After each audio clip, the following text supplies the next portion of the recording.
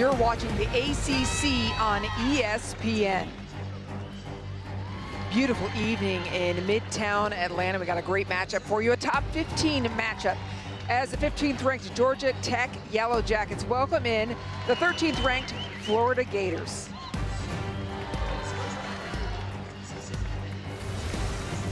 Hi, everybody. Thank you for joining us. I'm Anne-Marie Anderson, alongside three-time Olympian and NCAA champion Holly McPeak. And Holly, the last time these two teams met was in the second round of the NCAA tournament last year. It was a matchup that both coaches brought up in our calls earlier this week. For all these teams, the NCAA championship is the goal. So anytime you meet and end somebody's journey, it's going to be memorable. And for Georgia Tech, they were able to make the Sweet 16 last year, upsetting Florida on their home floor. Yeah, Mary Wise remembers it well. And to add insult to injury, she had to reconfigure her offense this year using a true freshman, Taylor Parks. Last year, Alexis Stuckey, the freshman, the All-American setter for Florida, got hurt. So Taylor Parks had to reconfigure, take an extra class, get in the gym in January in Gainesville, and it has paid off dividends. She came in immediately making an impact and stepped into some very big shoes. She brings it from the service line and is one of the best servers on the team leading this Florida offense. Yeah, this Florida team, here's a look at Taylor Parks. And when you say she reclassified, right, it was an immediate call. Mary Wise called Taylor Parks when Alexis Stuckey went down, and Taylor Parks' mom said, we already talked about this. Took a class, graduated early, and here she is in the starting setter role for Florida. She's already been the conference freshman of the week and putting up some fantastic numbers. With her playing with this team in this offense starting in January, what does that extra time give her in terms of the start of the season? It gives you reps with your hitter, and you need to learn the offense. It gives you time with your coaching staff to see what they're looking for, how they want to run the offense, and expectations as well. On the other side, for the Georgia Tech Yellow Jackets, they run a completely different kind of offense. Georgia Tech is flexible. They can run the 5-1, which is just a one-setter offense, or the 6-2, which runs two setters out of the back row. So that means they have three hitters in the front row all the time, and that provides a bigger block depending who's on the other side of the net. Yeah, Michelle Collier said they are going to start with that 6-2 offense today. And that makes sense against a big physical Florida team on the other side of the net. They've got experience on one side, and we talked about Taylor Parks, but that's not the only freshman who's starting on the floor for Florida. She had to use, Mary Wise, a lot of young players early on, especially because of an injury to Kennedy Martin. Kennedy Martin has been the star the last year and started the season hot for Florida, but she is out, and TBD to when she'll be back on the court. So new young players in big important roles for Florida, but they've battled back and had a great win over Ohio State just last week. What Florida does have on the floor are three veteran players. A.C. Fitzpatrick, who came to them from Penn State, Isabel Martin, who came from UNLV, and Jayla August, a true freshman in the middle, is going to be one we're watching.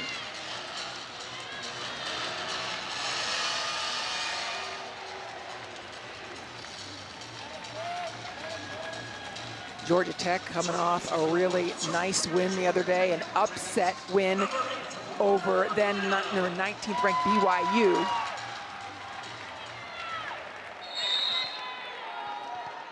Luana Emiliano starting as setter for Brazil and serving. Martin, first thing, and it's a throwdown. I watched Florida's match last week against Ohio State, and we saw a lot of attacks to the middle of the court whenever there was a hole between the two blockers.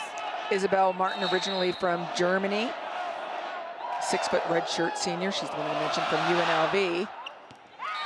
Goes down the line and long.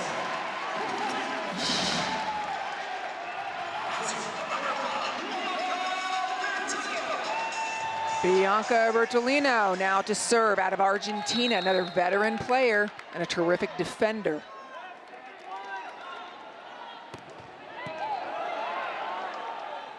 Passes off the net. They go behind, empowering through the block.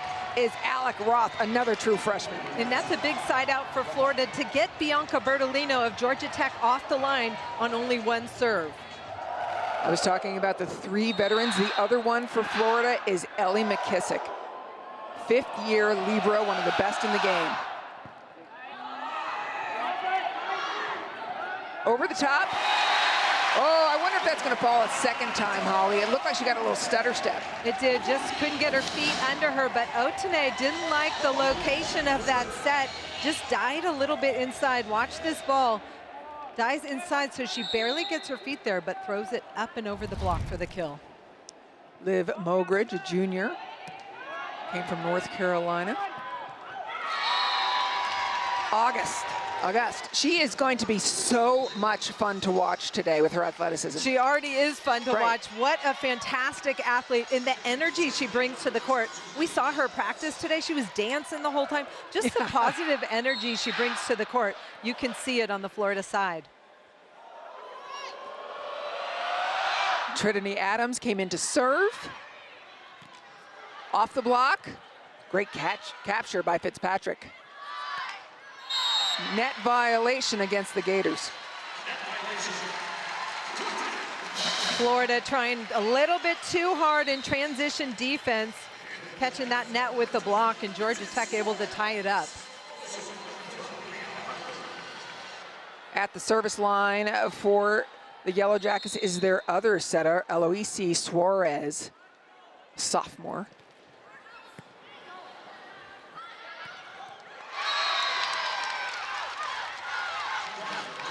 Jayla August, number 4 for Florida. We talked about her athleticism. Look how high she gets. She is a high jump champion, and it shows when she goes off one foot behind the setter.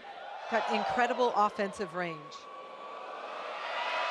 AC Fitzpatrick's serve goes long. Mary Weiss told us it was like Christmas present when AC said she was going to come back home to Florida for her 5th year. AC Fitzpatrick is special for this Florida team. Not only is she a leader, but she just brings incredible energy every time she's on the court. One of the best servers in the game. Martin down, and so far every point has traded. Nobody's won consecutive points in this match so far. When Florida passes well, Taylor Parks does a really nice job isolating her hitter on the left side. As a setter, that's what you want. One hitter against one blocker. Hitter has a big advantage. Front court setter now for Florida. And they're running the middle. Wow, that's Deandra Pierce for Georgia Tech. Deandra Pierce is dynamic, and she is quick off the floor.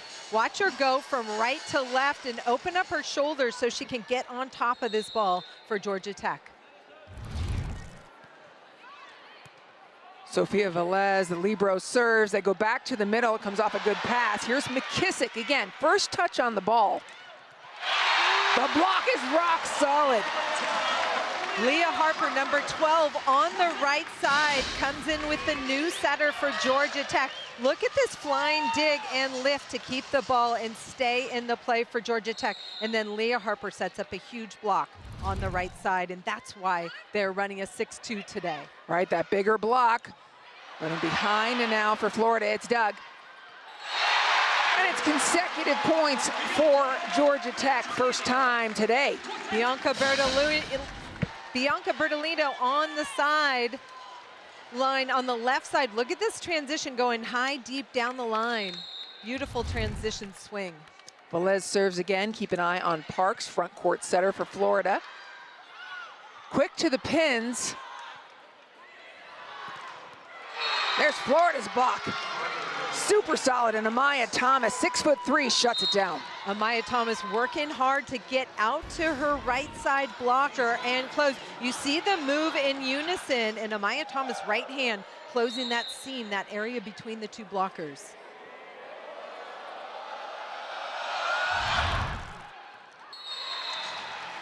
Several long serves for Florida. You can tell Florida trying to use the back part of the court with their serve, backing up those passes. There you see the 6-2 switch, right? We're talking about the other setter comes in. It's Luana Emiliano, and then Up front, you get their other right side hitter, and that's Larissa Mendez, number 11. Back to Mendez. Block is solid as Thomas is going coast to coast. Over the top, Thomas touches. Roth pushes. The relentlessness of Georgia Tech pays off, 3 in a row. Well, you see the hitter coverage. Florida doing such a nice job going side to side, blocking the ball, but Georgia Tech, patient in hitter coverage, able to get another swing to win that rally. Emiliano transferred from Texas Rio Grande Valley this year, highly experienced.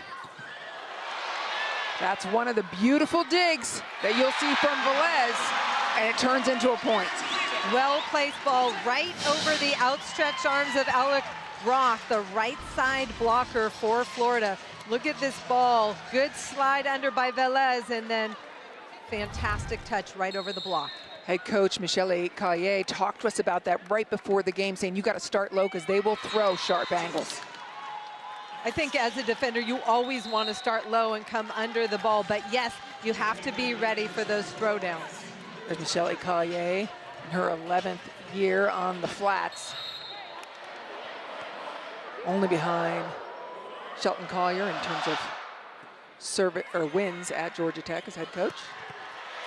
Oh, the power from Georgia Tech on both pins. Bianca Bertolino shows she's got some versatility. That time swinging from the right side, had a big seam. Blockers were not closed together and able to score. Yeah, Bertolino has 4 kills on 6 swings already, only 1 attack error. And that serve, curving just a little bit too wide as Florida keeps the lead at 3.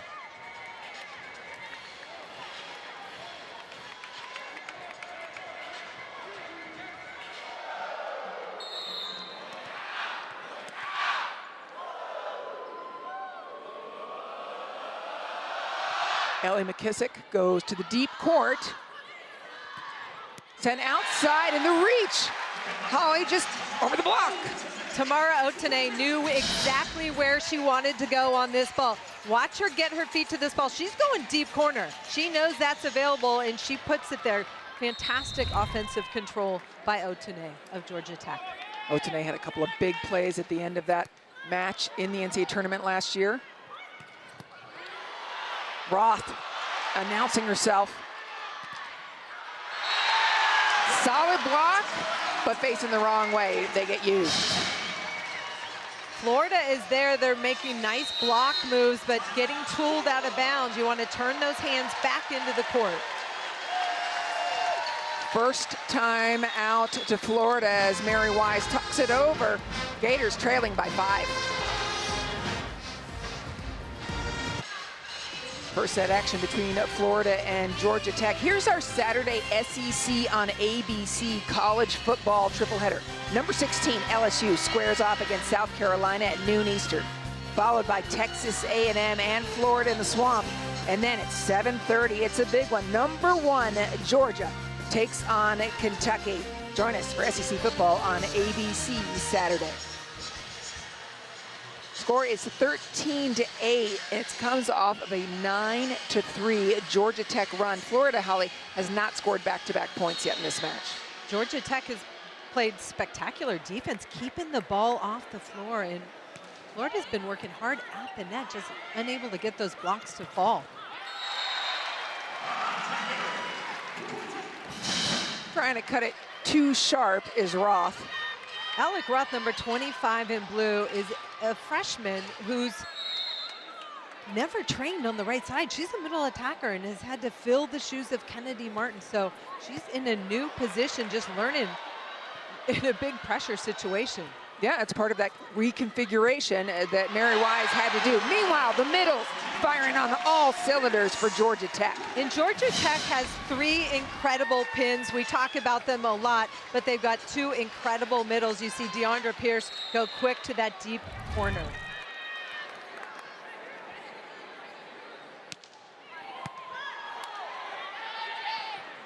Long back set. This time Roth has enough room to get up and over and stop the 11-3 Yellow Jacket run. And I like that location from Taylor Parks to Alec Roth, giving her a little bit more room to swing down that line. And when you say giving her more room, what do you mean? Just pushing that ball out a little bit wider.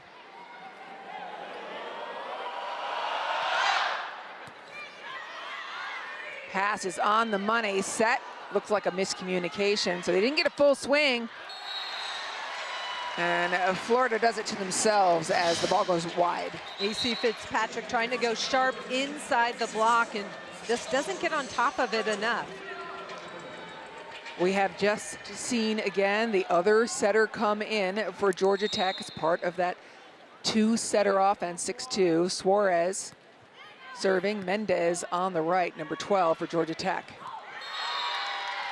Beautiful big reach, like a high jump. Jayla Auguste, so dynamic. Watch her again, off one foot. We talked about her high jump experience, and that really pays off. Her form, her footwork, high contact point, throwing it down in the middle. No one there to pick up that ball. Fitzpatrick puts some heat on it. It's coming up. Lunch in the middle. There's nothing a middle blocker likes more. Jayla Auguste with the kill. And that play set up by the tough topspin serve from number 0, AC Fitzpatrick. Holly, I think this should be a stat, and I'm not joking, that when you force the overpass as a server, I need a new stat in the Ncaa because it is setting up a kill. How about SW, service winner? I love it. Middle. What's been so hard about the middles for Georgia Tech in terms of Florida's defense? Well, for DeAndre Pierce, number 1 for Georgia Tech, she hits with such nice range, but she's using the entire court. She's gone to both deep corners, and that's tough to defend. Mary Wise from Florida has put in a defensive specialist in Ncaa as AC Fitzpatrick came out. Tight ball. And just landed, Suarez did, under the center line. That's a violation. You cannot go under the center line. No, it's dangerous, obviously, trying to protect the athletes. And Eloisa Suarez, the setter for Georgia Tech, trying to save that tight ball, crosses that line. Erin Engel serving. A grad student for Florida with a lethal serve.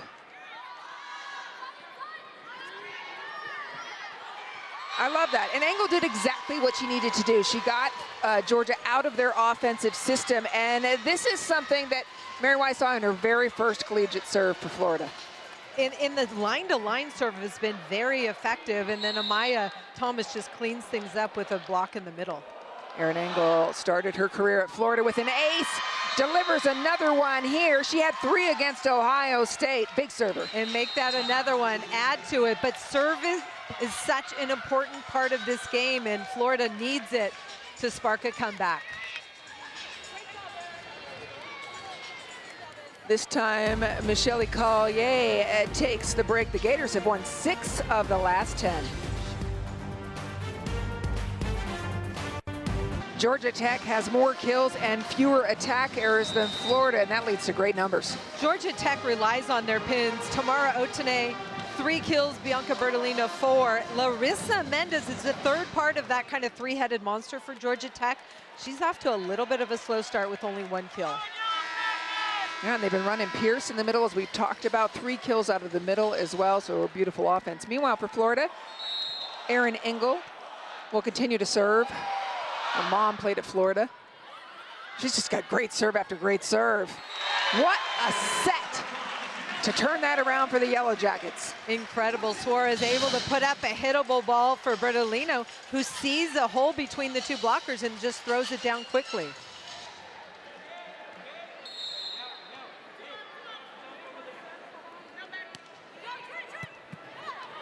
Passes up and off. Everybody knew Parks was going to go there most likely, the short string, shorter distance. Georgia Tech having great success going against the right side block of Florida. Bianca Bertolino, she's got all the tools. She's an experienced attacker on the left side, and she's just attacking the freshman, Taylor Parks, who's on that right side front row for Florida. Parks listed at 5 feet 11 inches. Outside, Martin shutting down the throw. And again, this, you talked about earlier, is where the 6-2 offense helps. You've got big blockers. Leah Harper, number 12. We talked about her earlier. She's there, disciplined, sets up that block, so Florida has nowhere to go.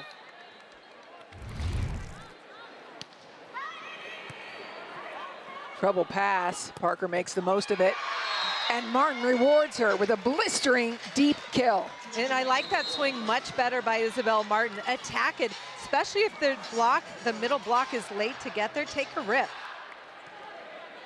And with Parks rotating back to serve, now you've got Roth. You've got a big right side blocker for Florida that matches.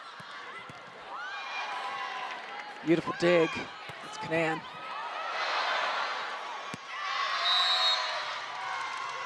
Transition kill, dig by Florida. They need a lot more of those kind of plays to beat Georgia Tech tonight. One of the things that Mary Wise has said about Parks is the difference between being able to set and run an offense. Those 6 months early admission helps Park running this offense. McKissick sitting right in it to dig it. Can they transition? So this is where the new double contact rule comes into play. Well, Eloise Suarez was actually in the back row, and she tried to set that ball and it went over. She was off her feet. So that was called a back row attack, Florida ball. Parks continues to serve.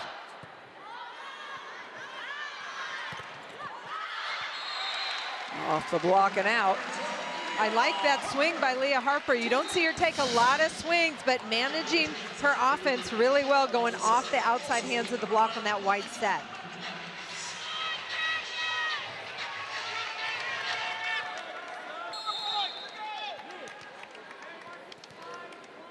Emiliano serving, Mendez on the right side for the Yellow Jackets. Textbook side out for Florida, putting that ball right in Taylor Park's hands where she can run a high percentage attack out of the middle to Amaya Thomas. Georgia Tech led by as many as 7 in this set. We're going to see if it's too big a gap because Florida has fought back to within 3. But their move needs to be made now. And it's just too hot with Bertolino hitting from the right. Well, if you look at the offensive numbers for Georgia Tech, they're up in the 500s. Those are extremely good numbers. I mean, anything over 300 is good. They're at 542 right now, so Florida needs to make stops. Yep, you can compare a hitting percentage to a batting average. Anything above 300 is good. They're at 480 right now, Georgia Tech. It's outstanding, and a lot of it comes because of what Bertolino has been doing offensively. And when you talk about Bianca Bertolino, you often talk about her serve. We haven't seen any aces here tonight, but she's getting plenty of offensive production from the pins. In transition, you see her find an opening down the line and taking big swings off the top of the Florida block. When Georgia Tech needs a point, you've seen all the tools. And for Georgia Tech, she's got the versatility to swing from both pins, and that really helps Georgia Tech go.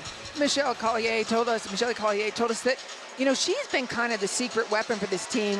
Even when they had, you know, some of their big stars like Julia Bergman in years past. In 2021, Bertolino was part of that Elite 8 team. She goes, she's quiet, but she really makes a difference. And for Michelle Collier, the head coach of Georgia Tech, she talks about her team kind of being quiet on the court, which I find so interesting. But if you watch her on the sideline, she brings all the fire and energy along with her assistant coach, Claudio Pineda.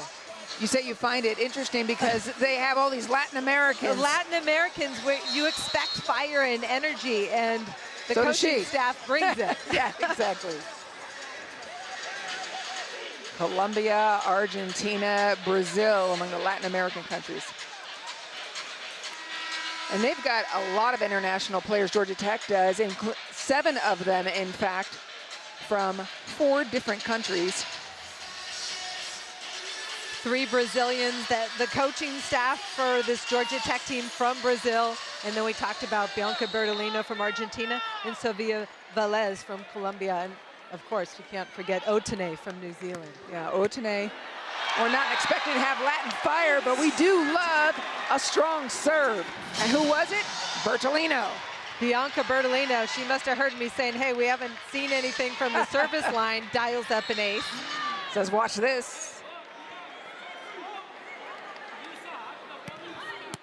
Another nice serve, pulls Florida out of their offensive system. It has to go outside, and AC Fitzpatrick attacks the high hands. And Florida out of system, that's a tough swing to take against Georgia Tech's big block, but AC Fitzpatrick, she's got experience, goes flat off high hands. Yeah, meaning the hands of the block above the top knuckle.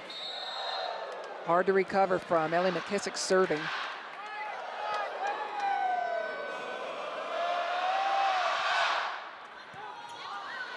Great serve. Oh, and there was a net violation against Florida to end the first, to put the first set right at set point now.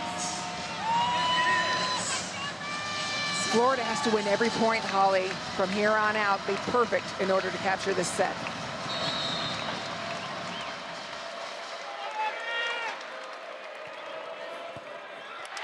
And a serve does it again. The tough serving this time, Liv Moridge. Georgia Tech came out on fire. Their offensive numbers are unbelievable, and they win the first set, 25 over number 13, Florida, with only 19. Georgia Tech got out to a hot start in this match, and after 5 points, Florida never led. What does Florida need to do better in this one? Well, they need to do several things. One, serve tougher. They need to make Georgia Tech a little more uncomfortable. They need some stops defensively, and they need to pass better so they can stay in system, run their middles, who've had a lot of success lately. Yeah, Florida side out percentage, meaning when they pass and are able to get the point back, only 56. You talk about tough serving. Georgia Tech, 73% side out. So that means 70+% of the time when they pass the ball, they're getting the point. And that's a really good number. Comes down to some of the athleticism and setting of these teams. And of course, Bertolino has done fantastic work, hitting 667 in this match. Great crowd here. They're playing in the Camish Pavilion. A bigger pavilion to settle for this bigger crowd. They like their intimate usual spot, but they have too many fans now. They've outgrown it. Yeah, we want to showcase the sport in front of more people, so build it and they will come. They certainly have, too.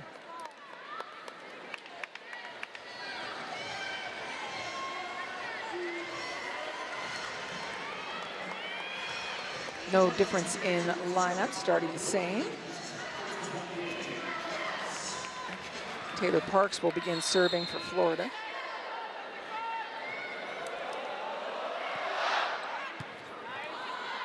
Gets Velez uncomfortable. Bianca Bertolino has been really good with the soft touch right over the block. I would love to see the blocker just reach and pick that up if the defense is supposed to be deep in the court. And that's eye work, watching the hitter.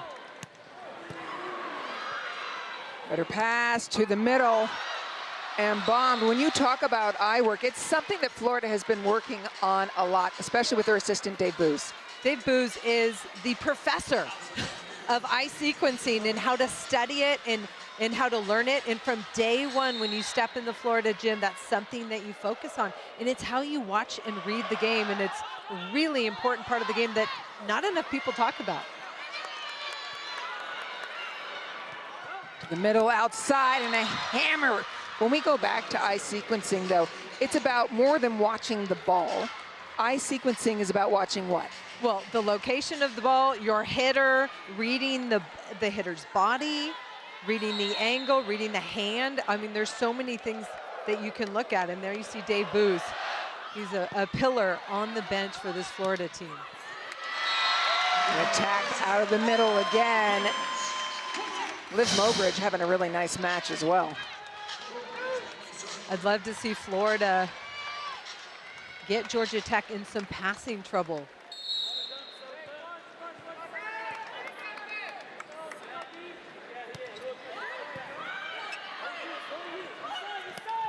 A nice pass, but the attack was a little slow because of the connection.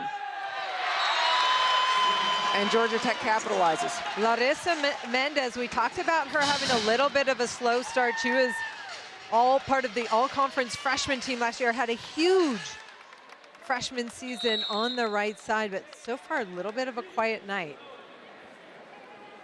Well, and Michelle Collier saying, look, she's been scouted this year. Your freshman year, nobody knows. Her sophomore year, they read everything. That ball's on the line. Alec Roth has shown some really nice potential on the right side. We talked about her being a middle blocker. Look at her go deep over the defender's head to the corner. Beautiful attack from the right side when Florida's in system.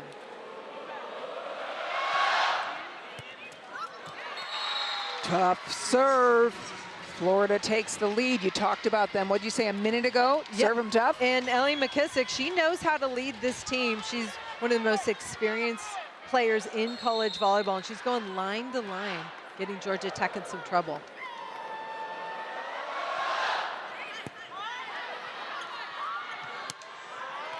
Through the block and down. Larissa Mendez again, 2 kills so far in this second set, making a difference, getting her feet under her.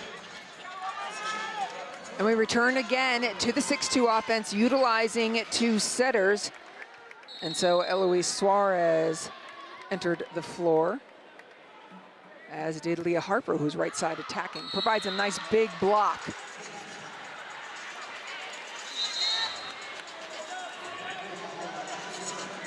Trinity Adams for Florida has one of the best fleeing serves, flat and clean. It has almost no movement, and the bottom drops out. It's really a hard ball to pass.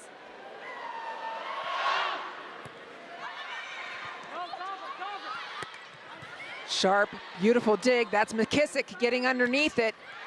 And this time it's AC Fitzpatrick going through the Yellow Jackets block. And Georgia Tech needs to be a little bit more disciplined with their block. This is a fast push ball to AC Fitzpatrick on the left side. And Georgia Tech has plenty of time to get disciplined, but their hands need to be on their opponent's side of the net.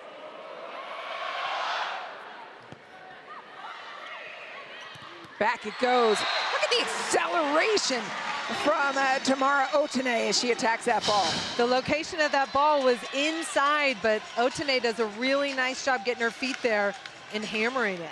And the reason we're pointing it out is because she's a right-handed attacker, and it's hard when you're on the right side. It tends to be the place where lefties gets paced. Tamara Otene with a cross-court ace. I love the location.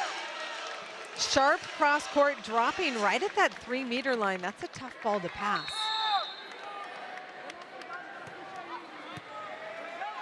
Tough ball, right into the hands. And again, Fitzpatrick delivering consistently. Did you hear the sound of that swing? Yes. AC Fitzpatrick, just a cannon of an arm right here.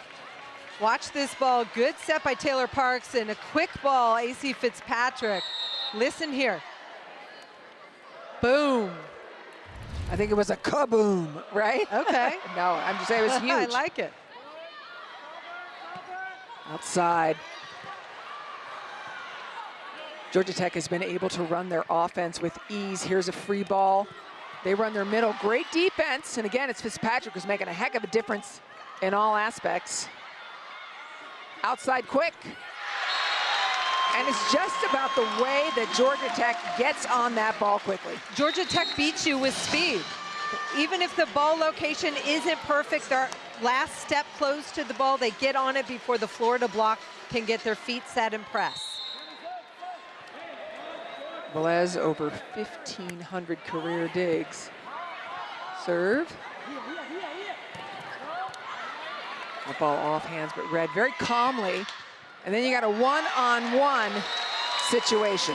Beautiful isolation set by Eloise Suarez, number 13 for Georgia Tech. And then Bianca Bertolini, you see the hand contact. She just goes wrist away, getting a lot of spin on that ball. What's an isolation set? Well, when you're isolating your hitter one-on-one, that's advantage hitter, and that's a setter's goal. And how do you get there, though? Well, by disguising what you're doing. So the middle blocker went the other way. This time, 2 blockers on, no problem for Bertolino. But again, it's a fastball to the pin with doesn't allow Florida's block to get there and put up a nice solid block.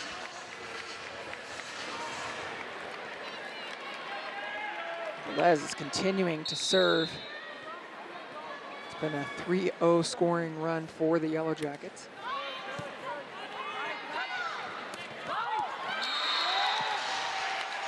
Talk to me about the tempo, because it feels like there's a lot soft coming from the right side.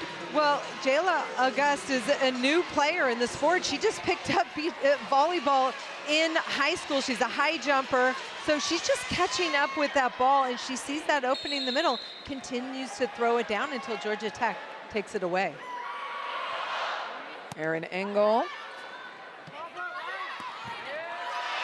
And just outside, strong set. And Bertolino looks smooth as can be. And you have to credit the setter for pushing the ball quick out to the antenna, setting up the line attack. Doesn't allow the Florida defense to get set. The credit Suarez with that, and now Emiliano comes in. She's nearing 4,000 career sets. The experience she has is outstanding.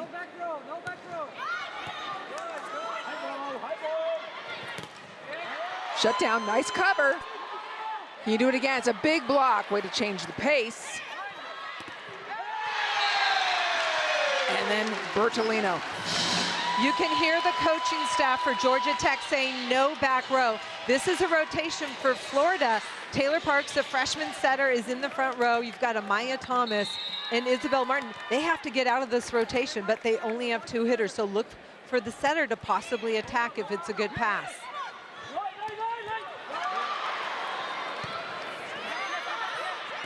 Bertolino going down the line, beautiful dig.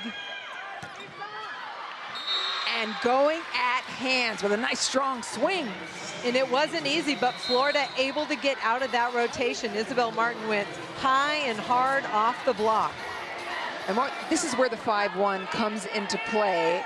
You're saying there's only 2 attackers because the setter is up front as well. Correct, but most teams have a hitter out of the back row. Florida just likes to use some defensive specialists in the back court, and then they're without a back row attack. Longest rally we have seen so far, and messiest. Now Insista. Patience pays off. Mogridge with the kill. Liv Mogridge getting up in transition, number 0. She's got a huge arm, and Georgia Tech likes to use her when they can. I didn't see who passed the ball, but that's the real hero in that rally. Slowed it down.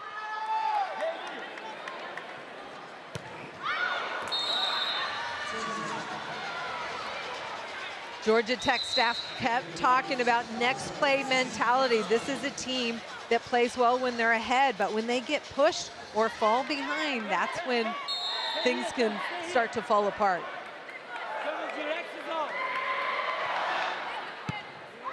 Perfect pass by Velez. Set up. Georgia Tech in system off of Velez, the first-year libero for Georgia Tech. Deandra Pierce in the front court, in the middle. We saw her active early in the first set. See if they get her going again here.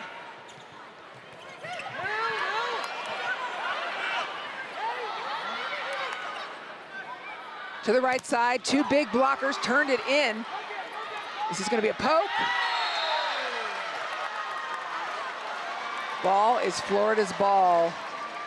Michelle Collier thought about challenging the play.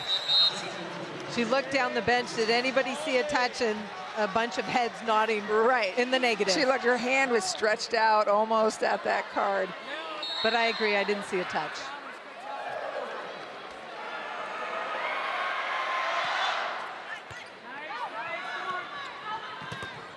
Back again, and this is where we talked about side-out percentage. They just look so smooth. When they receive a ball, they kill. And that's a rotation for Georgia Tech, where they've got Otene on the left, they've got Larissa Mendez on the right, and Deandra Pierce in the middle. Those are 3 offensive weapons, and that really stresses the block for Florida.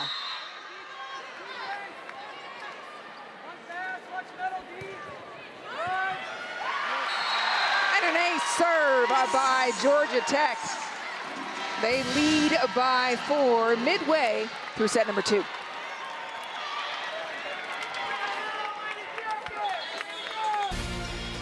This week on Sunday Night Baseball, the Braves fight for a wild card spot as they host the National League West leading Dodgers. Coverage begins at 6 p.m. Eastern on ESPN with baseball tonight, Sunday Night Countdown.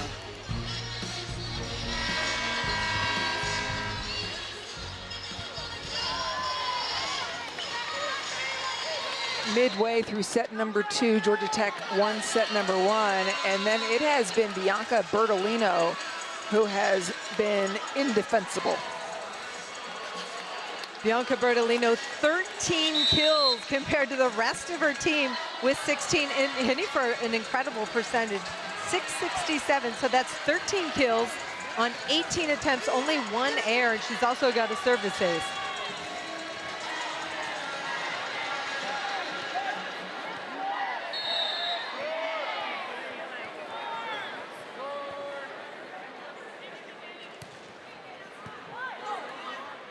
Pass is good, and when the pass is good, they can get up and attack. Beautiful dig.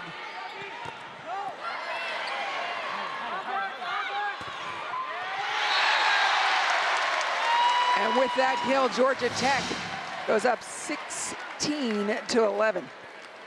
Florida passing the ball better, able to get some good swings, but Georgia Tech is just swarming defensively.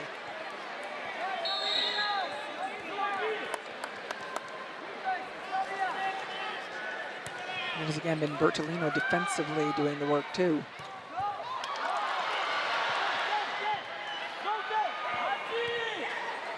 It's just getting that ball over. It's a tough ball, then back again.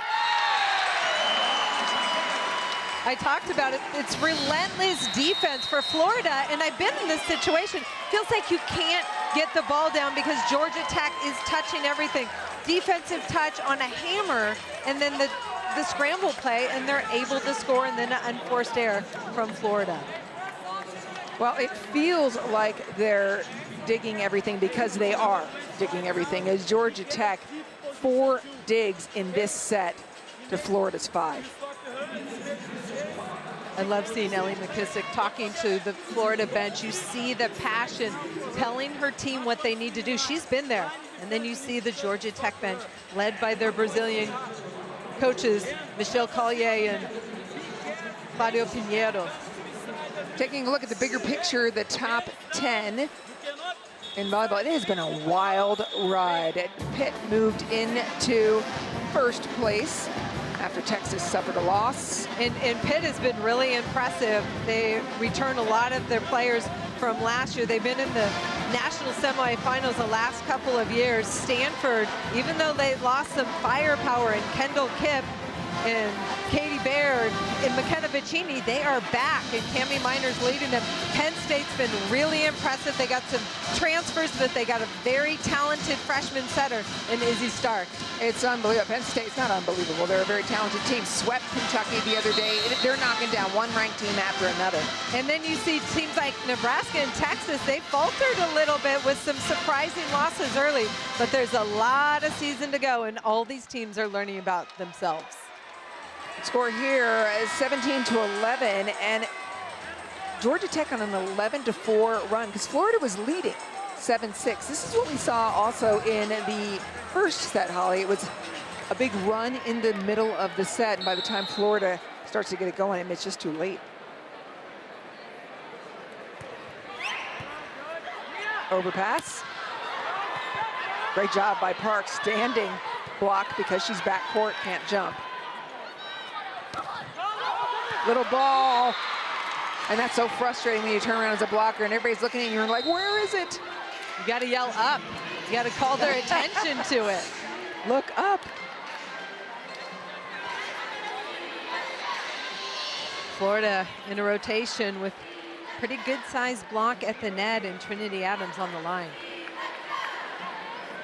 Yeah, but now Parks has rotated up front for Florida. And again, it comes back to that same idea that you have, although they do have Isabel Martin in the back court right now. See if they use her as another attack option. Pass from Velez in the hands. Great dig. Fitzpatrick, did she get a touch? She did. She brought that arm back, wrapped it. Huge transition swing, and she brings the heat. That ball is not coming back. Well, that's the thing, right? When you touch hands, it goes far. When you touch hands with a shotgun or a bazooka like that, it's in the stands.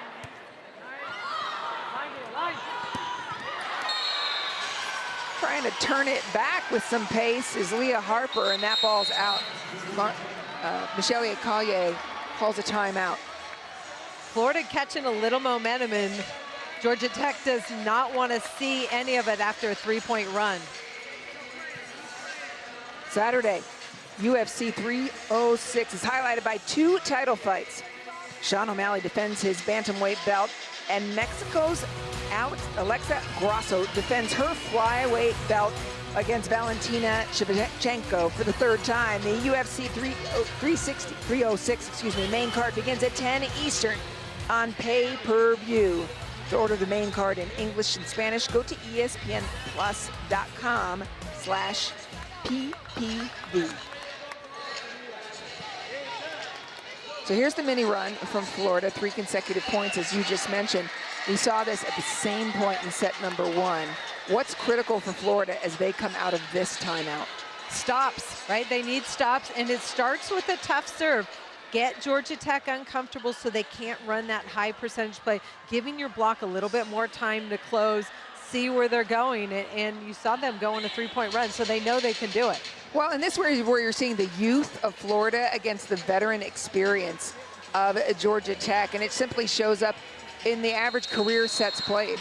Huge difference. I mean, there's 12 returning players from the Sweet 16 for Georgia Tech last year, and then you've got all sorts of new faces on the floor for Florida, and some players who've been on the team but didn't play, and so this is their first time really contributing on the court. All right, 85 more sets collectively by Georgia Tech, including going further in the NCAA tournament last year.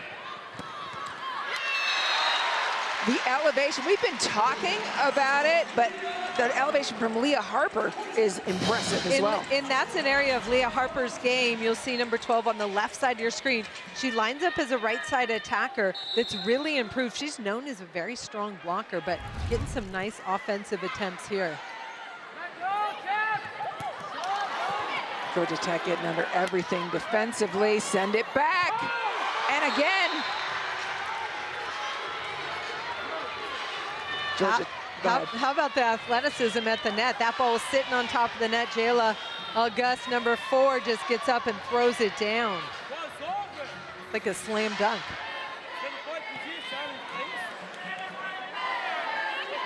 She spent some time with the USA team winning a gold medal for U19, helping her prepare for college.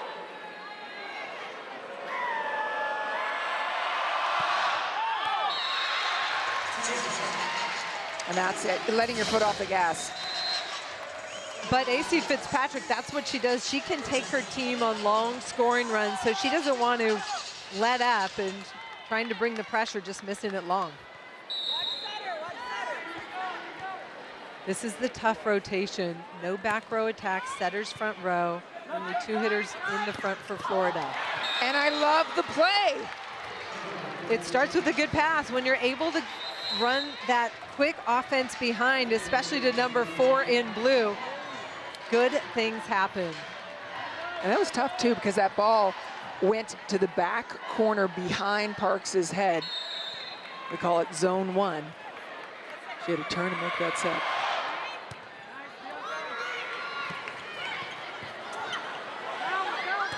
Picked up. Presence of mind by Mogridge to go to the open space. Sometimes those overpasses are tricky. Everybody's waiting. If you don't get your feet there, you can either get blocked, hit it out, but that time she got her feet under her and goes to the deep corner. Really well done by Mogridge, number 0. I think the other thing that's tricky about that is that your ego can come into play, right? Like you got an open net, this and that. She's very calmly says, everybody's over here, so I'm gonna go the other way.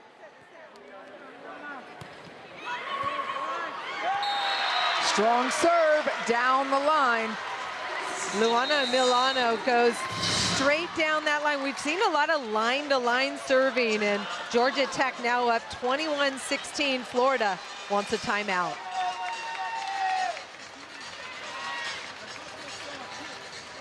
Offensive numbers for Georgia Tech still very high in this match, hitting .491 as a team. Those are blistering numbers, but Florida's aren't bad. They're hitting .345, so they're above 300. They just haven't been able to stop Georgia Tech enough. Right, and in this set, Florida's numbers are even higher than that. They only have 1 attack error and 11 kills, but Georgia Tech has only 2 attack errors and 5 more kills. It's interesting to watch the difference between the two benches. For Florida, it's very player-led. Players standing up, they're talking to one another because they're the ones out on the court that have to make it happen. The coaches have a conference, the players have a conference, then they meet up. For Georgia Tech, it's very driven by the coaches. Now you see Mary Wise give some technical feedback.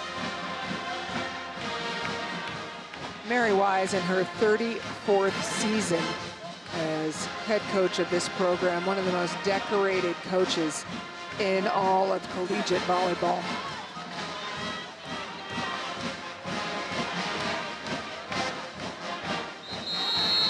She's as passionate about volleyball as she's ever been, and she loves these young athletes and helping them grow every day. Yeah, and she has pointed out that her players are true multi-sport athletes. Amaya Thomas, for example, in addition to volleyball, completed in track, basketball, tennis, cheer. And then you're looking at Mary Wise, 3-time AVCA National Coach of the Year. And taken her team to the national final for the NCAA title twice. Just looking to get over the hump. Only Danny Busboom-Kelly has won, as a female, has won a national championship.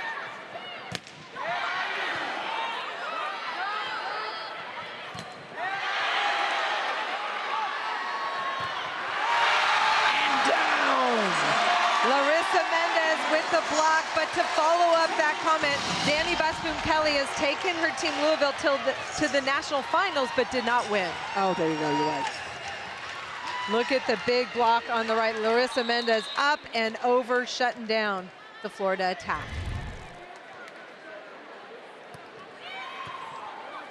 Tough serve down the line. First time we've seen Parks call her own number attacking. And that's Amaya Thomas. I like that adjustment by Amaya Thomas. She has just barely been missing blocks.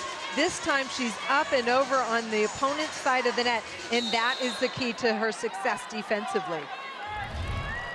We're talking about track, basketball, tennis, cheer, and ballet for Thomas. And an opportunity for Georgia Tech as the score 23-17. They're poised to go up 2-0 at the break.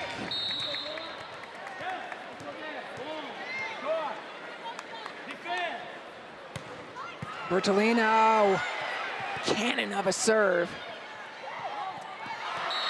And composure from Florida. Florida gets out of some serious trouble there. Isabel Martin goes deep down that line with a two-handed attack. As Ncaa, the defensive specialist, exits the floor, AC Fitzpatrick comes back in, up front. This pass as they try to go for the outside hitter, and a missed opportunity. It's a free ball for Georgia Tech, and a shutdown from the freshman Roth. Alec Roth did a really nice job watching that play develop. Otene has not come inside very often, but look at Roth, number 25. She sees her hitter coming inside and just puts up a wall. Nowhere for Otene of Georgia Tech to go. Serve goes the other way this time. And a beautiful attack. And the speed of Georgia Tech's offense really stresses the Florida block. The middle blockers late to get there, and then Mendez, number 11, takes advantage. And it's Bertolino on the pass. She's tied for the lead with this team on digs. She's leading by a margin in attack. Dropped a little ball, beautiful up. Bertolino sets. Otame hits off head and then bounces it on the floor. And Georgia Tech wins set number 2, both sets, 25-19.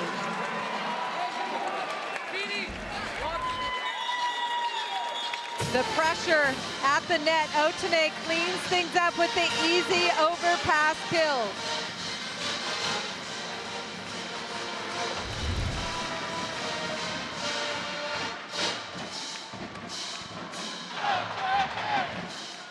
Georgia Tech head coach Michelle Collier with us now. Michelle, you never know who's going to be the offensive weapon. This time it's Bertolino. What has she been doing so successfully working within your system?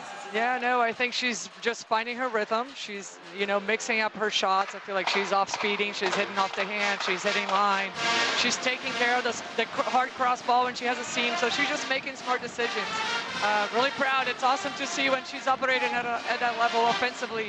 It really helps us. As a team, you're hitting .435. Those are incredible numbers. What do you like about what you're doing?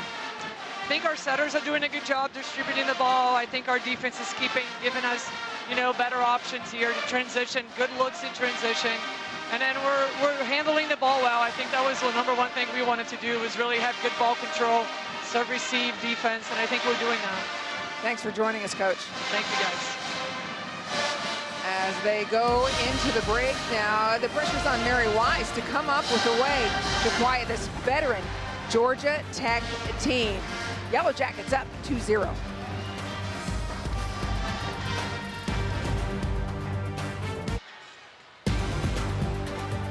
You're watching the ACC on ESPN. We're in Midtown Atlanta on a midweek match between Georgia Tech and Florida, and right now it's Georgia Tech leading Florida 2-0. How'd they get here?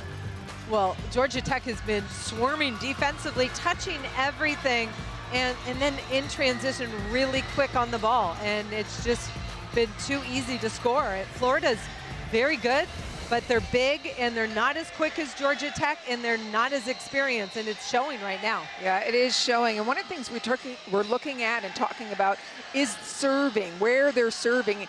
The court is divided up into 6 zones.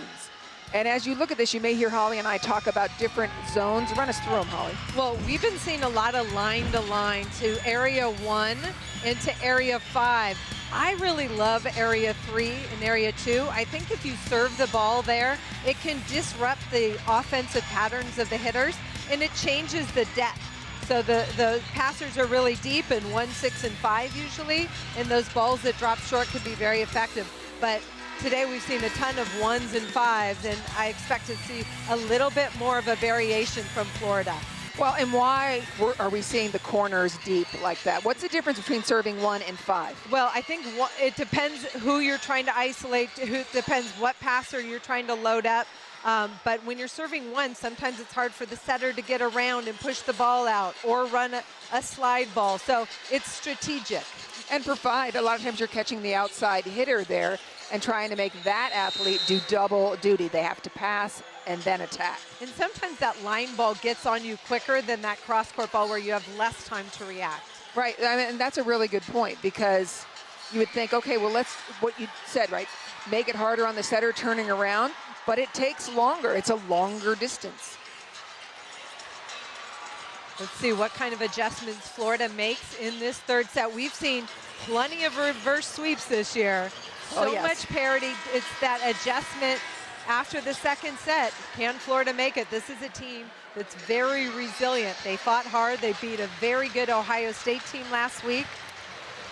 One of the things that Florida cannot do is switch their offense. They are married to the 5-1 offense. They have so many veteran players who are out right now, including their primary setter, Alexis Stuckey.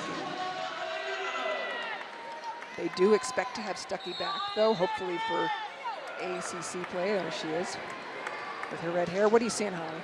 I'm seeing Florida start in the rotation where they struggle.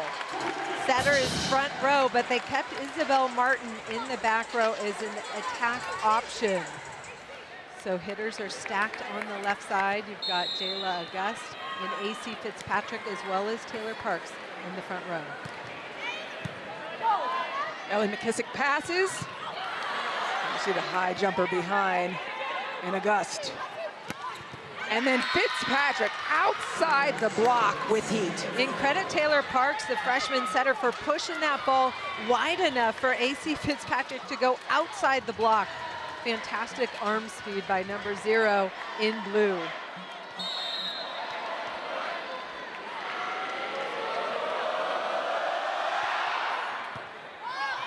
There's the line to line, this time serving.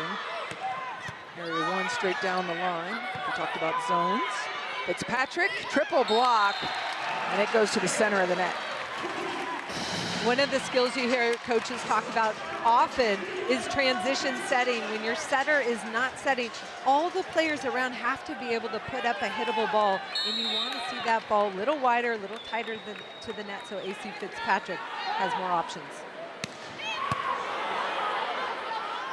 The only option here is outside off of that pass. Triple block, and Fitzpatrick blows past it.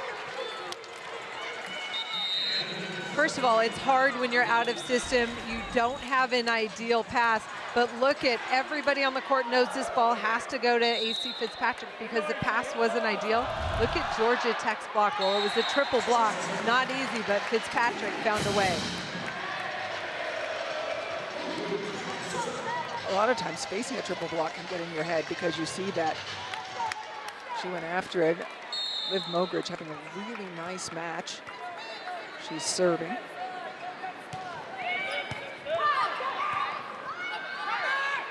Fitzpatrick again. Fitzpatrick's kind of making magic over there because none of the passing has been on point yet for Florida. No, but she's finding a way, and that's the leadership that she brings back to this Florida team. They need her so much this year, and she's finding ways to score. We saw her crush one down the line, but she's used finesse, power, you name it, working some magic, like you said. That's the good news. The bad news, perhaps, is that she's now in the backcourt and serving. But you've got Martin up front. Goes through the block, but slows it down enough. It did touch the block. That was the question people were going to ask. And now it's Georgia Tech that's scrambling. Martin doing a beautiful job blocking. This time she's all alone. And McKissick sets it up for her.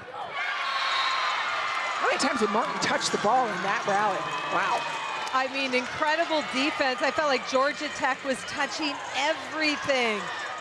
But that time, Martin able to score, number 17 in blue. Little sharp angle swing to end the long rally. Florida needs a lot more of those. Mary Wise has said her goal is to play professionally, and she's a veteran player with a mindset. Georgia Tech is challenging a net fault on the setter. So Georgia Tech is challenging a net fault on the setter. This is part of our challenge review system where second referee Betsy Smith is going to take a look at the replays and make a decision with the challenge referee.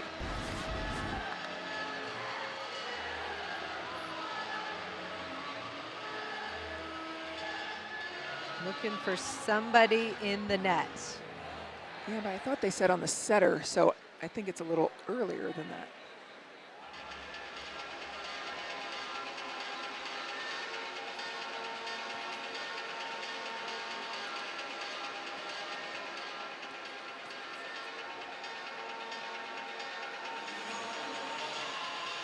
We will patiently watch it along with you.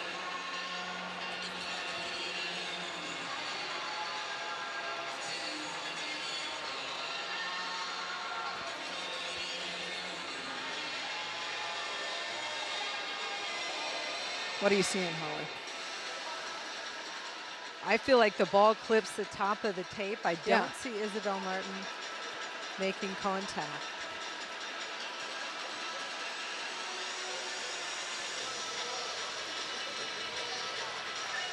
That side angle looks a little bit closer. Yeah, but it's deceptive right from the side angle because it's 6 inches away from her arms. But when that ball hits the tape, it looks like it might touch her. It bends in, perhaps. It has to be definitive to be overturned, though.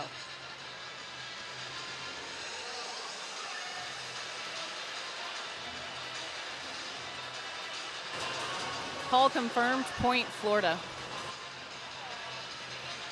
So the call is confirmed, and Florida gets the point.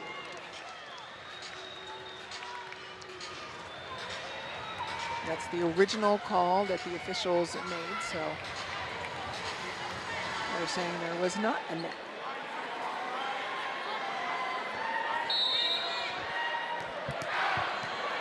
AC Fitzpatrick serving for Florida, and Alec Roth up front and on the right.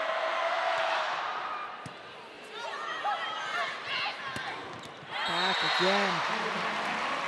Larissa Mendez. Larissa Mendez from the right side. She had a little bit of a slow start in the first set, but really heating up, showing you her offensive range. She hit that inside the 3-meter line.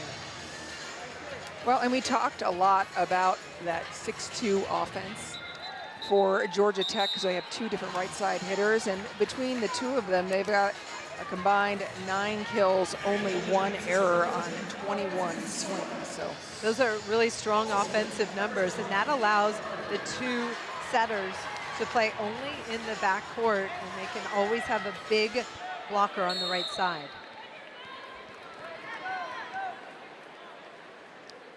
Canaan came in for Florida, again a steadying passer. Isabel Martin elevates, off hands, handled well by Bertolino. Makes the blockers work with a set behind. And Thomas up and over for the shutdown. Amaya Thomas saw where that ball was going, gets on her opponent's side of the net, and it goes straight down. Beautiful handwork and eye work to close that block to her teammate, Isabel Martin. In each of the 3 sets, the score has been like this, a seesaw back and forth early on before Georgia Tech has pulled away. McKissick behind the service line. Back again. And Alec Roth. Doug. This falls short in the break for Florida. Georgia Tech, instead of swinging at that ball, Leah Harper tries to tip, falling short, and Florida able to score. Yeah, and I see why she tried to tip. Georgia Tech has scored several times, catching Florida on their heels.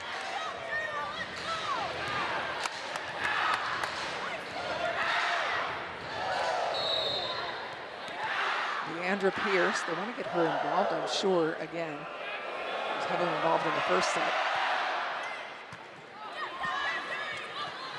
Back again, off hands and just out of reach. And that's why you attack the highest part of the block.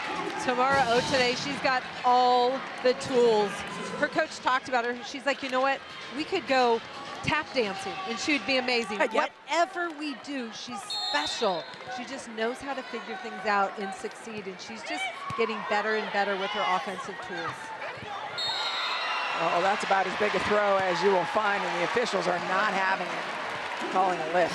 I love that set by Taylor Parks, the freshman setter. She had all the blockers up in the air and on their way down, but Isabel Martin just held that ball too much on her offensive throwdown.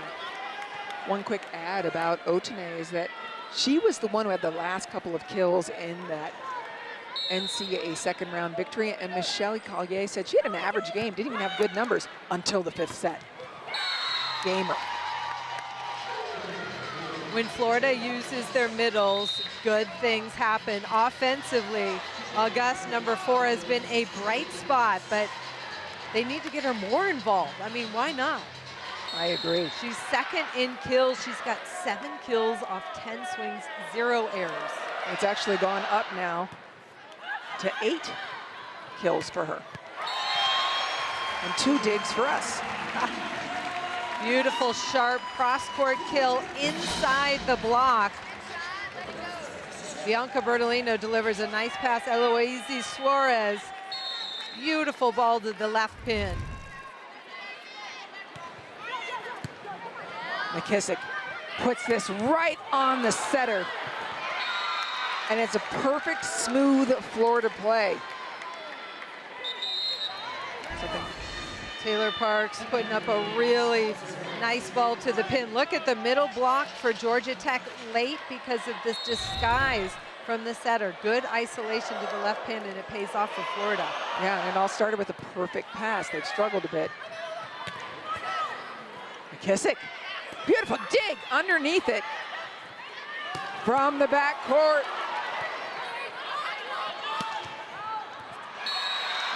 Fitzpatrick, unbelievable, great court awareness. Two veterans for Florida making a big play, starting with the dig by McKissick, and then AC Fitzpatrick finding open court. I thought that was going to head out. She reached so high over. There's the veteran McKissick.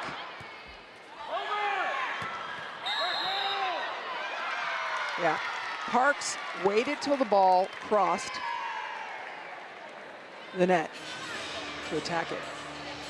Luisi Suarez, the setter, checking to see all her fingers. Just taking a second, having a quick moment to talk to Collier. And that's what's tough when you're attacking that ball and the setter's got their hand up there. Remembering she's backcourt, she couldn't go up to block. But defensively, instinctually, you have your hands up. Uh-oh. Not good when you're a setter. You need all those fingers. Yeah, you can't bend that. Let's take a closer look. Tight pass to Luisi Suarez going up to save it and out. Oh.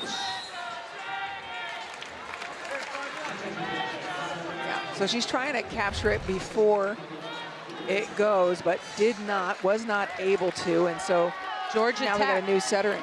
Well, now Yeah. they go to a 5-1. Yep. This is something they've been running. I told you about the flexibility at the beginning of this match. Luana Milano will run the 5-1. So they have two hitters on the left side, an attacker in the back row, and Larissa Mendez. And Emiliano stands 5'7". So let's see if Florida tries to attack her as a smaller blocker. Outside, again, where Emiliano is. And heads up play by Florida, attacking the right back defender. A hitter who's not usually playing defense unless they're running a 5-1, and that's Larissa Mendez. It's a 4-0 scoring run for Florida to break this open after it was tied at 7-all. Emiliano still front court, AC Fitzpatrick against her for Florida. But if you don't get the opportunity to get the dig, doesn't matter.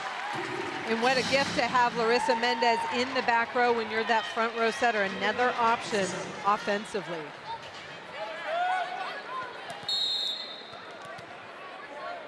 Now Suarez moves to the back court, and Georgia Tech again has three big hitters, but Florida's setter is front court.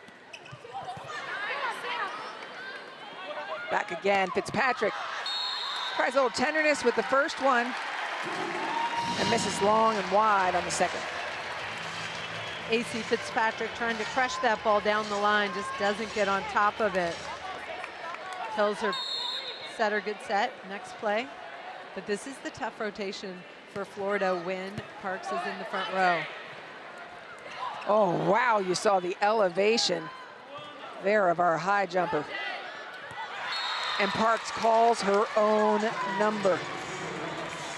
You need to do that when you're a front row setter. Keep the block honest, and the blocker was only looking for the middle attacker, not ready for the throwdown by Parks.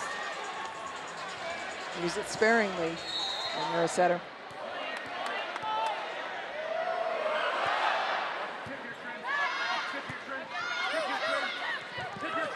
Over the top, picked up but not controlled. And turning it back from the middle is Mogridge. The little tip over the block, even though it didn't get down, Florida gave back a free ball, and Georgia Tech takes advantage. Now, Florida has had trouble containing those tips. Perfect pass.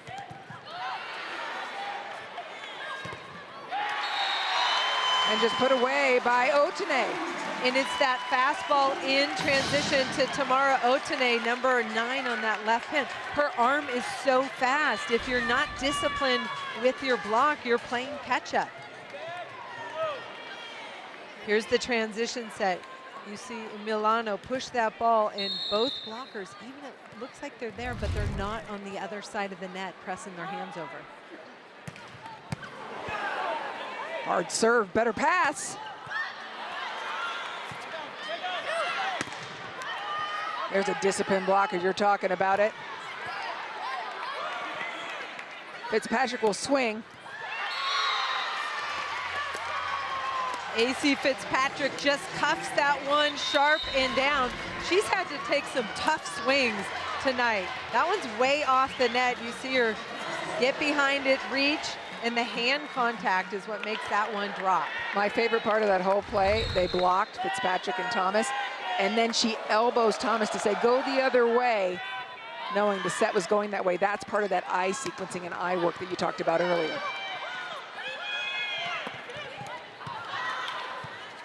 Picked up, uh-oh, that's a hard ball. Well played by Georgia Tech. McKissick reading that. Uh-oh, somebody was in the net. And it was Florida. Bodies flying everywhere, and you got to worry about those tight sets. Otene has had a couple where she's had to tippy-toe on that center line.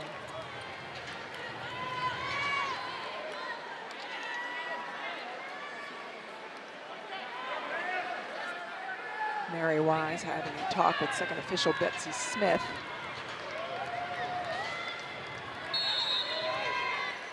I think she's talking about some of the throws perhaps or contacts in that. And an ace serve. Great play on top of break. Viv Mogridge going between the two passers, and now they're going to slide three players in serve receive. So they are covering the whole court. So the seams between the two passers can be vulnerable. Fitzpatrick breaks the tie. Florida led by as many as 4.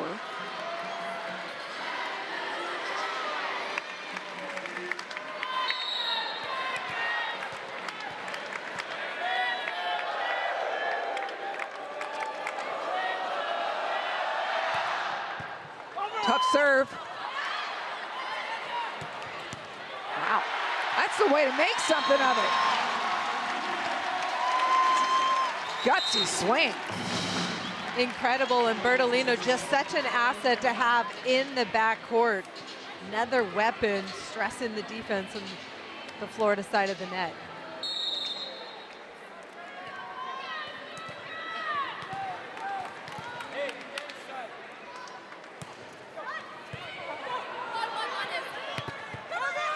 Parks puts up a nice hittable ball, and Martin eats it up.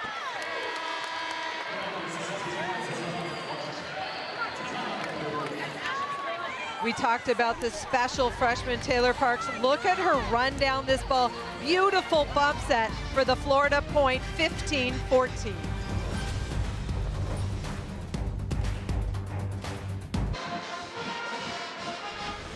This week's ACC Network football tripleheader starts at noon Eastern with NC State hosting Louisiana Tech.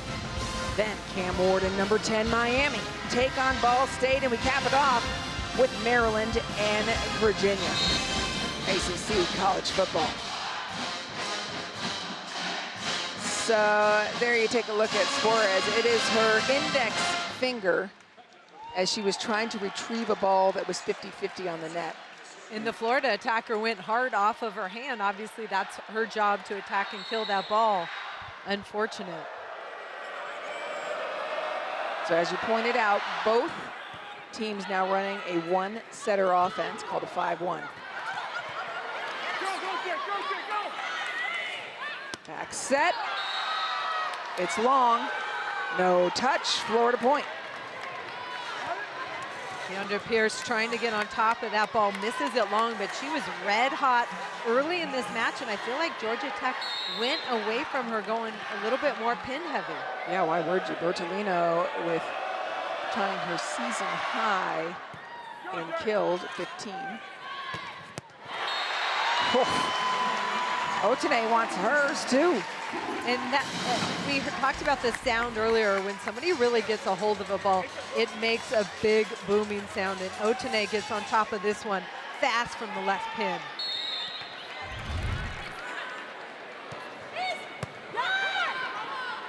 Martin gets it back. And I'm curious about the connection, like what was expected and what was done there. I know we can't get inside their heads. Well, I think Isabel Martin just trying to get to that tight ball and tool the block. I feel like the ball, the set location could be a little bit wider.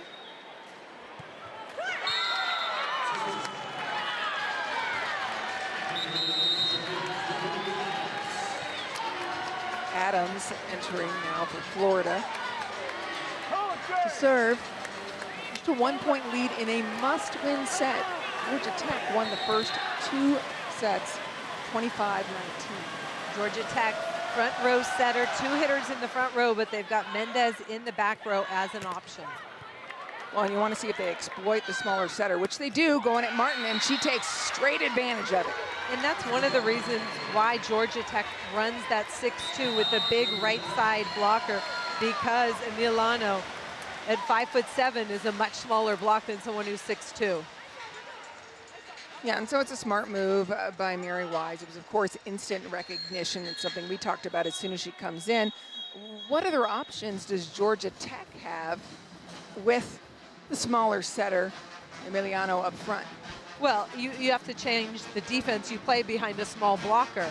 You have to scoot up a little bit more in the court and prepare for them to attack that small blocker. And then AC Fitzpatrick has been doing terrific work. 12 kills, only 3 errors, hitting .429.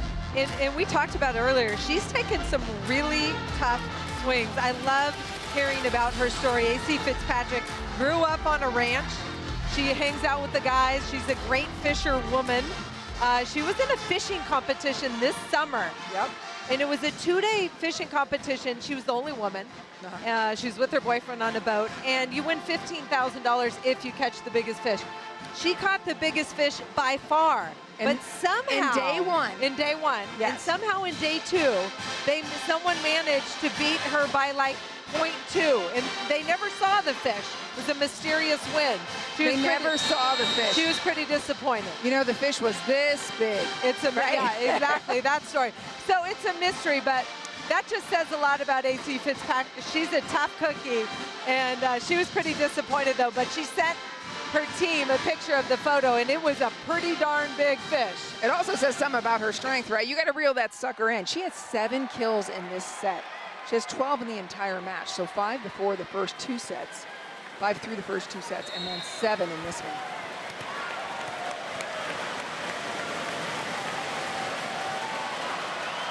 Adams continuing to serve. Goes line to line, as you talked about earlier. Woo, what a ripper. Larissa Mendez, say my name. Yeah, and Larissa Mendez out of the back court. This is the asset of having a big player in the back row instead of 3 defensive specialists. Another weapon, and you see the Florida blockers were cheating to the outside because they didn't expect that set.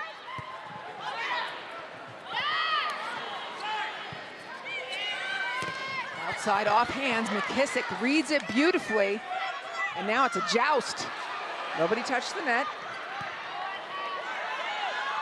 Man puts that ball in the hands of Parks. Georgia Tech keeps it coming. They need a big block. Whoa, but they got a big dig instead. And it's the tip. That puts the nail in the coffin for Florida again. When we talk to the head coach for Georgia Tech, let's watch this rally first. McKissick flying dig to keep it alive for Florida, but look at the bodies flying. The backcourt defense of Georgia Tech has been phenomenal. Well, this is the 10th tie in this set, 18 apiece. And Holly, we saw a tip again. We talked about zones earlier. It was to zone 2, right over the back of that block. They've had success there. Well, first of all, it's the relentless defense staying in the rally by Georgia Tech, and the coaching staff talked about it. They said, look, our backcourt defense is really good. Our blocking is trying to catch up, but it's the decision in transition to go short over the block when everybody is on their heels, and it pays off. Georgia Tech's attackers, it's so spread out. Look at them all over above 350, incredible. And we talked about those 3 pin hitters who are so good for Georgia Tech. But then if you look at the middles, Mogridge, 4 kills, 7 attempts, DeAndre Pierce 3. I think they can even get their middles involved more, and then they'll have a 5-headed monster, and that will make them the most dangerous. Incredible. Bertolino with a double-double, 16 kills, a new season high for her. She had 15 versus UCLA early in the season, and then 12 digs by Bianca Bertolino. This is the closest Florida's been in any of the sets late in a set. So they've been able to keep it close, and it's just making some stops, serving Georgia Tech, and then keying in on this 5-1 offense, making some adjustments, and not cheating on Larissa Mendez when she's in the back row. I think this is really where you see youth versus experience, too. We talked about that earlier. 85 more sets played collectively by Georgia Tech. And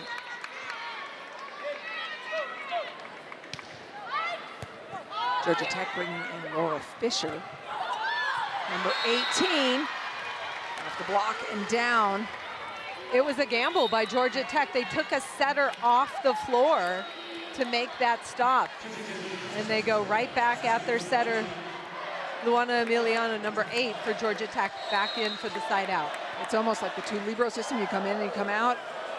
She's in to run the offense, Emiliano. But the trick in putting Fisher in, as you mentioned, up front was, if Georgia Tech had run that ball, probably it was Velez who was tasked to set it with Emiliano off it. Correct. And that's something they practice.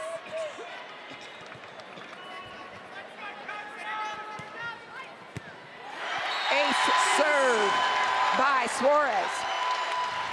I've been really impressed with Georgia Tech, the pace with which they serve, and really nice location. It's Emiliano, excuse me, and with her in the backcourt right now, this set could finish out with her in the backcourt. Well, that same serve straight down the line. Missed connection, picked up. They go right back to that tip over the block, this time picked up.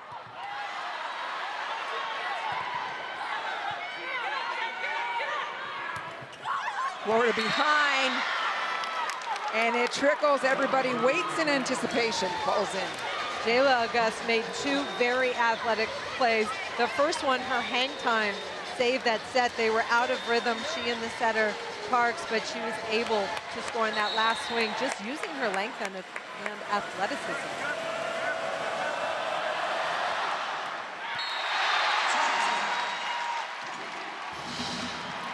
Georgia Tech takes the lead with 4 points to go. This is a critical moment in the game, and they've got Bianca Bertolino behind the service line. McKissick, dime pass, just perfect. Cannon of an arm, but it's coming down. Too hot to handle. Mogridge with a kill. Florida handled that pass well, but Georgia Tech responded with a really strong defensive stop.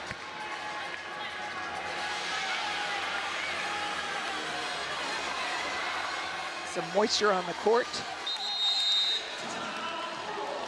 And Florida and Mary Wise will take a timeout.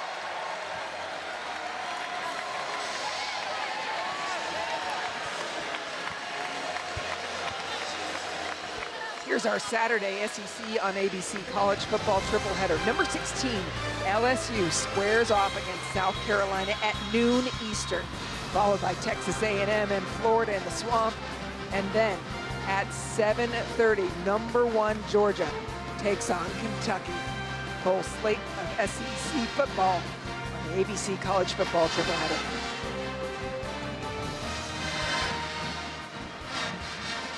More volleyball coming up when we're done here. Houston and Texas will follow this match, and that's going to be an interesting one as well. Houston having a nice start to their year. They're 3-1 overall. They got a win over Washington State. And Texas has some new puzzle pieces that they're trying to work in. A new setter running the offense, at least for now. Reagan Rutherford, a transfer from Kentucky on the right side. So new, interesting look for Texas, but they're still trying to figure things out.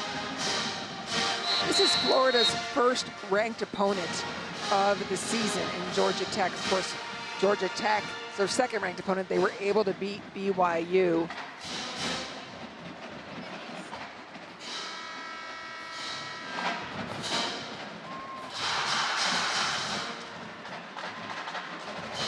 This is the woman that's getting it done. An offensive scheme switched in the middle of the match due to injury.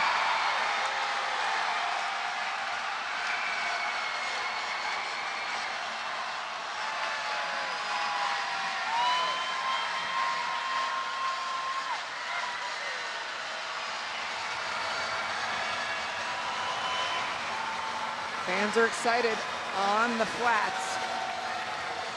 22-20, Georgia Tech on the precipice.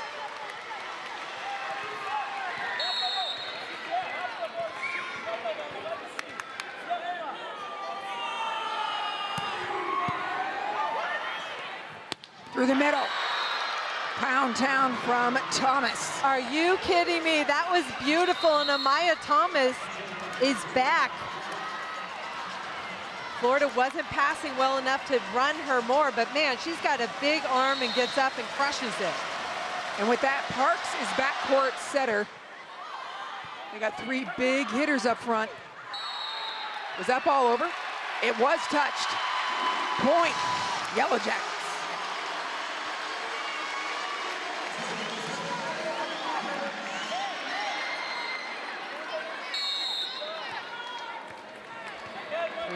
Stacked on the left for Florida. Liv Mogridge serves right into their path. Free ball to Florida. They put it back to that 2 zone behind the setter. And the attack by Fitzpatrick hits the antenna. Georgia Tech on the cusp of sweeping Florida. Georgia Tech made a huge play on a dig by Milano to keep it alive.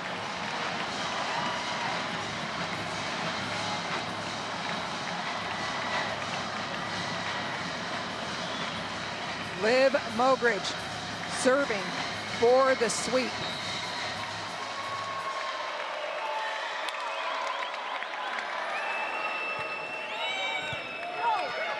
Pass is good outside, AC Fitzpatrick, and they do it on a block.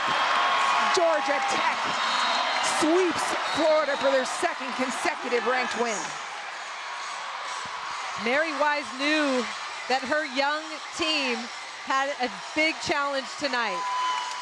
Georgia Tech is improved from last year. Those 3 pins we talked about, better than last year, more experienced.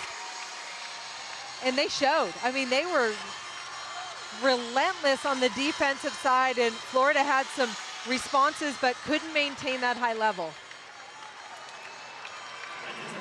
It was a 3-0 sweep by Georgia Tech, in which case they hit 367. Fastball out to the pin, and look at Larissa Mendez and Deandra Pierce. Shut it down for Georgia Tech. This is a statement block to finish it off.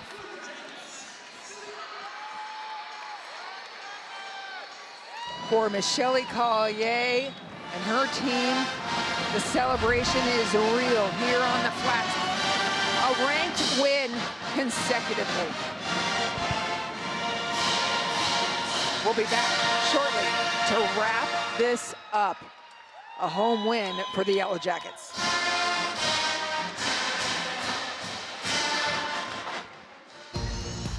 The 15th ranked Georgia Tech Yellow Jackets sweeps 13th ranked Florida with a 3-0 run, finishing out that third set. And joining us now at the table is Georgia Tech head coach Michelle Collier. Congratulations, Thank coach. you. Thank you.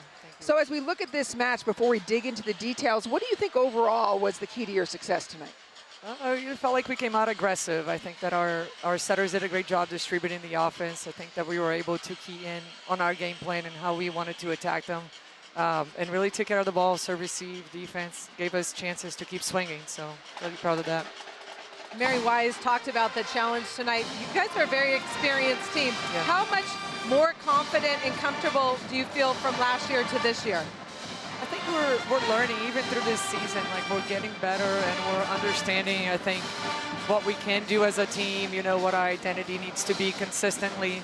And our outsides did a great job. I mean, I think that, you know, they do so much in the game. They're having to play 6 rotations. They're key pieces in our defense, in our serving, in our attacking. And when they're operating at this level, it's just really, really fun to be on the sideline. We talked about your middles. I mean, first of all, we called your pin a 3-headed monster, which they are. Yes. But your 2 middles were very impressive and can score as Yes. well. Very low error, only 1 error between the 2. Yeah. Would you like to see them get more involved? For sure. I think that, you know, we felt like Florida, we did a good job with setting the long set and really getting that middle from Florida on the run. So maybe that's why they didn't get as many looks today. But when they did get the looks, I think they were very efficient. So they're definitely an important part of our offense and something that we want to continue to build as we get better. You showed some flexibility as well, though you didn't want to, and that Yeah. Suarez got injured. You had to change your offense from a 6-2-5-1. First of all, tell us how she's doing and then what that transition was like. Yeah, I haven't got the full status. All I heard is that she couldn't come back. So we're hoping it's just something that she needs to rest and we can, you know, we'll let it get better and then we'll see how we move forward. But good thing we played the 5-1 before and, you know, Luana is experienced. She knows how to run the court and I think that Lottie does a good job in the back row as well. She's scored some points out of that as well. And so it gave us a different look. And I think for that set, maybe it was a little bit helpful because I think that Florida tried some different matchups. And so it gave them something different to defend too, which helped us. One of the things that impressed me the most was your defense, your team defense. You told us it was good, Yeah. but bodies slamming, no balls dropped. Congratulations, Coach. and what is that mentality for you guys defensively? It's just something that we do in our gym all the time. I mean, we emphasize just effort, you know, and posture and things like keeping the ball in play, keeping the ball alive. Every hitter being able to fix that second ball, make it a hittable ball. I think that we did a good job with that in some situations tonight. So really just something that I'm proud to see because it's something that we really emphasize in our gym.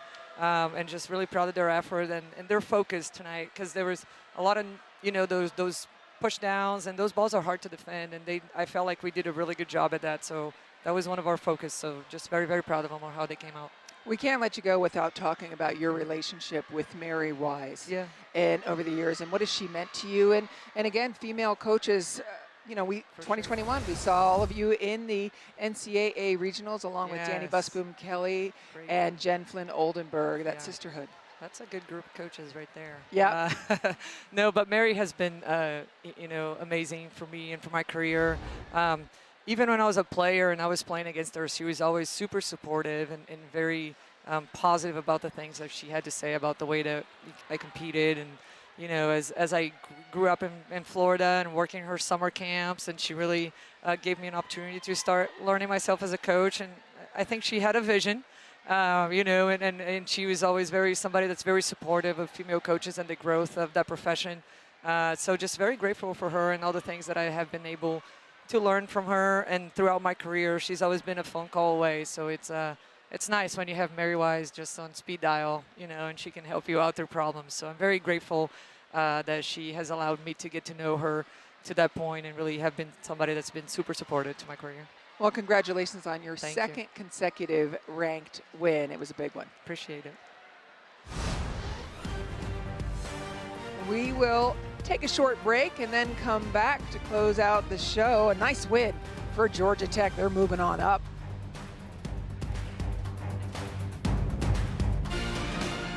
This week on Sunday Night Baseball, the Braves fight for a wild card spot as the National League West leading the Dodgers. Look at Georgia Tech hitting it out of the park today, and coverage begins at 6 p.m. Eastern on ESPN with Baseball Tonight. Sunday night countdown. A home run for Georgia Tech today as they put back-to-back ranked wins together. A sweep over Florida, and a big part of that sweep was the arm of this woman, Bianca Bertolino, and the digging and the passing, everything you did. And the serving. Yeah, thank you for joining us today. Thank you. Florida was a test, certainly, because they had all these young players that are wild cards. What was the team's approach to playing a team that is younger but also very talented? We knew Florida, I mean, they're a great team and like they play amazing, so we knew it was going to be a battle, but we knew we had to stop their outsides, their middles. They're really good hitters, so that's our strength, I think, like our defense. So we put a lot of pressure with our serves, and I feel that was the key to the game and just playing together as a team. You guys came up with a big win on the road versus BYU. How much confidence did that give your team coming into that match? A lot. I feel like playing there, it's amazing. Like the fans they have, like the student section, they are so loud, and I feel like we never played in a place like that before. So that helped us get more confident and like just approach the next match like we did in BYU. And I feel it worked tonight, and we just have to keep that continuing in the next matches. Last year you were Sweet 16. How much more confident are you this year as a group? I feel like we have a lot of returners right now, so I feel like most of us are experienced and we play in like really big matches and like under pressure. So I feel that helps our team, and the new people are also amazing. Like they buy into our culture and they are also pushing for the same goal, and I think that's what makes our team like we have younger players, older players, a lot of seniors. So I feel that's really awesome to have. Well, big plays, under pressure, big games, including at Florida in the second round last year of the NCAA tournament to knock them out. Today, though, let's talk a little bit about your performance. 16 kills and 12 digs, a double-double, a new season high for you. When you're looking at the attack, tell us about your placement, because you were hitting everywhere, all zones. I mean, I'm not the biggest outside, like I'm a small outside, so that's the only thing I can do, like just try different shots. And we knew like the mirrors were gonna be like late sometimes, so try to take advantage of that. And like we should study their defense a lot, and just I know my teammates are there to cover me, so that makes it easier. We talk about your team being an international team. What's it like mixing all the cultures when you come together to compete?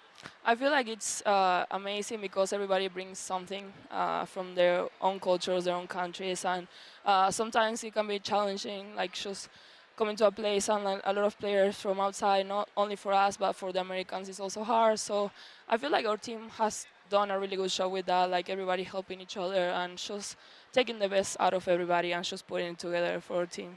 Congratulations to you, Bianca, and your team on another ranked win. Thank you. Fun time for Georgia Tech as they take down Florida in a sweep, a resounding performance. Back-to-back ranked wins, and don't forget, Houston and Texas are coming up next. Texas 2-2 to start the 2024 season. And they were ranked 1, Holly, coming into the preseason AVCA poll. Houston, not a lot of success versus Texas, but in a season like this, who knows? We've seen a lot of upsets this year, and we've seen some unranked wins against some of the top ranked teams in the country. So parity across the country, nothing would surprise me anymore, but Texas looking to right the ship. A lot of big matches coming up on ESPN's family of networks, including one this weekend on the farm at Stanford, Texas, facing Stanford then, but first Creighton and Louisville earlier in the day. I'm looking forward to that Creighton-Louisville match. Louisville running a 6-2 offense like we talked about here today, and then Creighton pushing Nebraska to 5. It was a barn burner, but Nebraska able to sneak by Creighton. And always entertaining, Florida State and Florida. South Florida beat Florida the other day in 5. Florida State may have to pay the in-state tax on that particular matchup. For this one, Holly, as we close it up, what stands out to you? What will you remember this match for? Well, I'll remember that Georgia Tech's for real. I love the defense they play. They have enough offensive weapons to score. And, you know, defense wins games. If you can make stops and put pressure on teams, you can go far. And this is a team that was in the Sweet 16 last year. I expect them to push even further in this season's tournament. And for Mary Wise and Florida, what lays ahead for them in terms of their health and performance? Well, I think they're learning from this experience. They've had to patch up their lineup, right? But when they get Alexis Stuckey back and Kennedy Martin, they are going to be a team to be reckoned with. Well, thank you, everybody, for joining us here on the flats at Georgia Tech. Coming up next, Houston and Texas.